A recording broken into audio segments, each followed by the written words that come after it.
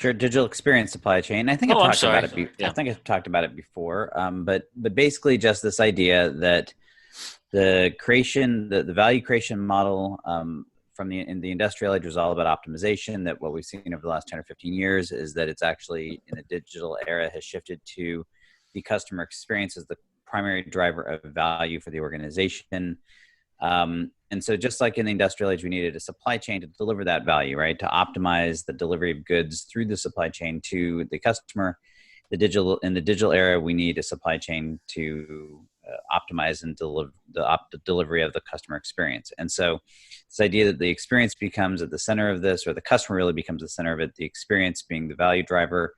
And then underpinning that is a continual transformation of the business model, the operating model, and the work models in a kind of continuous process to optimize for that. And so the idea is we're launching research to validate sort of that thesis, and then to assess how the enterprise is, sort of balancing out to that, how they are, in fact, are they succeeding at transforming business models and operating models and work models? Are they succeeding in focusing or refocusing and reorienting around the customer experience?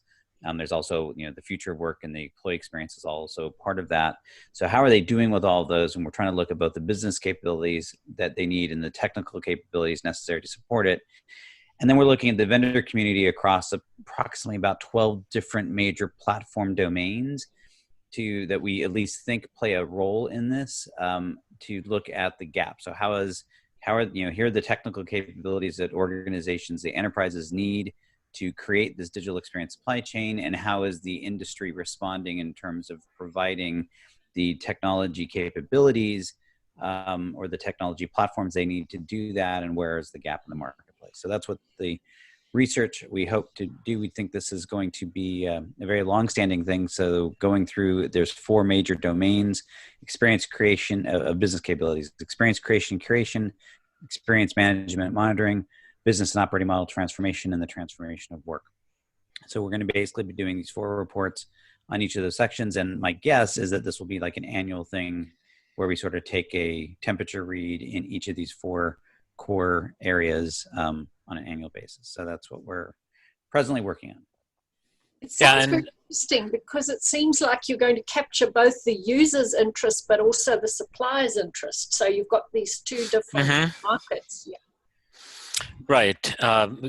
That's exactly right. And the end result of that is when we get to the last phase, my idea is to put together some sort of Kano model where we identify what are the baseline things that some of these platforms need to do to support the supply chain, and also what are the gaps there. What do people want that are not available, and what's available that people don't know about?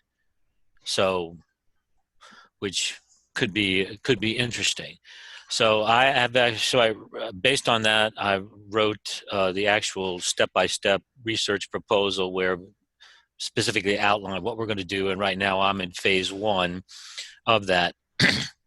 And phase 1 is taking the ideas that Charlie has on the digital experience supply chain and putting that what we call evidence-based research behind it.